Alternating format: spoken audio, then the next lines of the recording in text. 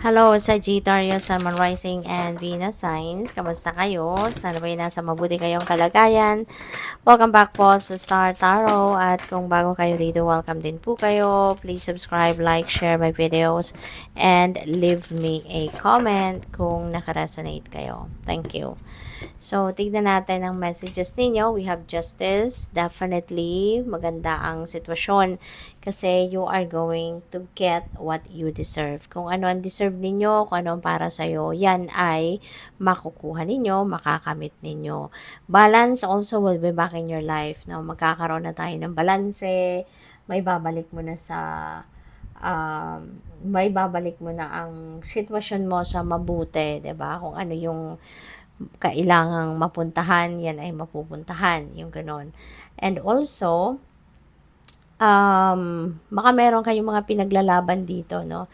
Sa korte man yan or sa ibang institusyon, no? Whatever that is, may papanalo mo yan. There is a chance na mapanalo mo yan, no? Kasi when justice energy comes out, yan ay success, no? That signify success or winning, no? Sa kung ano man ang inyong ipinaglalaban. Nine of Swords. Ayan. So, maaring meron kayong iniisip, merong gumugulo sa isip ninyo. That could be related, no? Dito sa kung ano ang inyong pinaglalaban. That could be related to kung ano man yung inyong sitwasyon dito na baka yun ang nagpapa-worry sa inyo, nagpa-bother sa isip ninyo. Maaaring related yan sa relationship. Baka meron ditong usaping legal separation, divorce, or annulment. No? Baka yun ang pinoproblema ninyo. What will be the outcome? 'Di ba? Kasi baka ongoing, no? Baka ongoing yung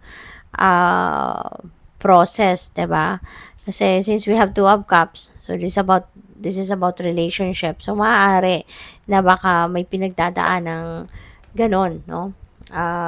Challenge, no, sa inyong relationship ang iba sa inyo dito, Sagittarius. Kaya maaaring yun ang wino-worry mo, yun ang pinag-aalala mo rito. So, pero alam mo, pag mag-worry ka pa na nagwo-worry, ako, mas lalo ka lang mag-a-attract ng mas marami pang bagay na ipag-worry mo. Kaya, 'di ba, lagi natin tatandaan na we need to be aware of what we think, of what our thoughts are. Kasi 'di ba, kung ano yung iniisip natin, yun ang nangyayari. Yun ang klase ng sitwasyon na ina-attract natin sa buhay natin. Kaya we need to be aware of what we are thinking, no? Para mas maganda na piliin nating positibo ang isipin natin para positibong mga at magagandang sitwasyon lang ang dumating sa buhay natin, no? Kaya sana may transmute ninyo yung anxiety na yan, yung pag-aalala na yan into something na maging optimistic kayo, no? Maging optimistic and hopeful kayo. Hope for the best possible outcome para yun ang ma-attract ninyo sa buhay ninyo. Okay? With the two of cups dito, pwedeng meron ditong partnership, no, na mabubuo. Pwedeng love and romantic relationship yan. Pwedeng bagong friendship, no? Or pwedeng kung meron ngang nag-aaway dito na magkarelasyon, baka ito na yung time na magkakaayos na din kayo. Baka ngayon mag-a-agree na kayo.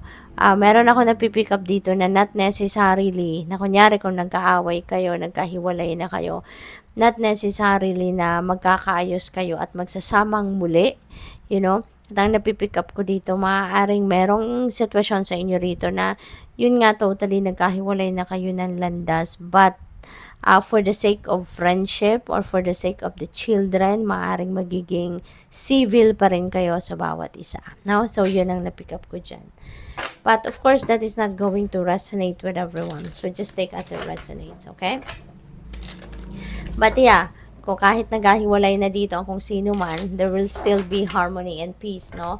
Para lang for the sake of old times, 'di ba? Yung ganon. But yeah, exciting ito din para sa mga bagong magkaka-love life, no? Kasi maybe you are entering a new love and romantic relationship. Pwede rin na meron ditong bagong pagkakaibigan, no? Maybe you are meeting new friends sa ngayon. So, what else? We have number 15, bear. Ayan. So, baka rito, no, na nangyari, maaaring ang dahilan dito ng siguro ang iba sa inyo nag-file nga ng annulment or nag-file ng divorce because siguro too much na, no? Baka hindi nyo na nakayanan. Siguro hirap na kayo sa sitwasyon ninyo. Maaaring nahihirapan na kayo sa obligasyon, responsibilidad. Kasi, diba, dapat pag mag-asawa, nagtutulungan ang dalawang party. Hindi lang yung, ang lahat na lang nakaasa, yung isa, doon sa isa. 'Di ba, sa partner. So baka dumating na ang iba sa inyo, baka ito yung naging dahilan na dumating na sa point na parang sakal ka na, no? Kasi lahat na lang ikaw. Pagod na pagod ka na kasi lahat na lang nasa iyo na. Ikaw na yung naghahanap buhay, you are providing, you are the breadwinner, maaring ikaw din yung nagdadala ng malaking amount ng pera sa bahay, ikaw pa yung nag-aalaga ng lahat, 'di ba? Nag-aalaga ng mga bata, maaring you still have a parent under your care, or ikaw na yung nagtatrabaho sa labas ng bahay. Pagdating mo sa bahay, baka ikaw pa magluluto, ikaw pa maghuhugas, ikaw pa magpe-prepare ng lahat-lahat, no? So, kasi tignan mo to, si Bear, 'di ba? Bit-bit niya yung anak niya sa likod niya, 'di ba? So, in a way, inaalagaan niya yung anak niya, kasama niya. Tapos naghahanap buhay siya, 'di ba? Nag-hunt pa siya ng pagkain, 'di ba? Nanguha siya ng isda para makapag-provide siya ng makakain sa kanyang pamilya, sa kanyang anak, hindi ba? So parang pinapakita dito yung sakripisyo, 'di ba? Parang there's a lot of sacrifices that you have done siguro, no? For some of you at least, no? Sagittarius, hindi ito para sa lahat.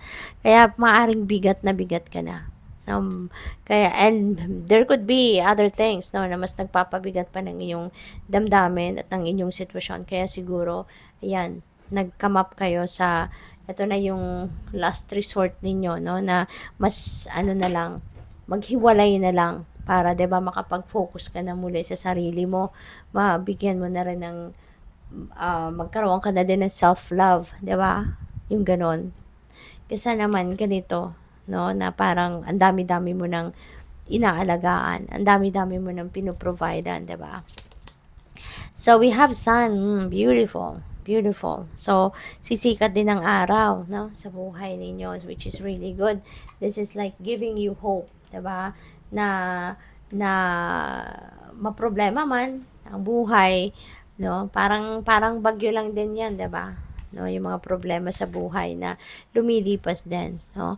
Lahat ng bagyo lumilipas din, tumitila din. So ganun din ito. You are also going to be happy. You are also going to succeed, no? Sa kung ano man ang pinaglalaban ninyo rito. You are also going to be triumphant, magiging happy and joyful ka din dito finally. 'Di ba? Maaring talaga makukuha mo yung justice, no? Justice will be served. Kung anong deserve mo, yan ay makukuha mo at i-enjoy mo. Magiginhawa ka din, no? Lalo-lalo na, hindi lang yan sa, hindi lang sa pamilya mo, sa mga anak mo, sa mga ganon. At makukuha mo din yung desisyon, no, na gusto mo. Siguro dito kung ano man ang pinaglalaban mo, 'di ba? And also, no, for all of you, maaari din na meron ditong financial prosperity. Siswertehin din kayo, no?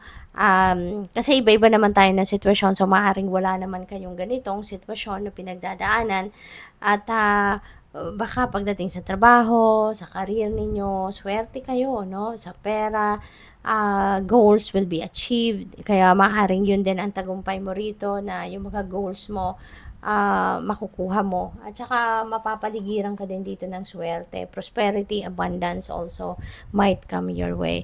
As in, magliliwanag, no, yung buhay mo. This is exciting. So we have dog, no? This is about loyalty. Masusubukan. For some of you, masusubukan dito siguro yung loyalty ninyo, no? Or masusubukan ninyo ang loyalty ng person ninyo, ng karelasyon ninyo, yung ganon. So, good luck. Thank you for watching Love and Light. Namaste.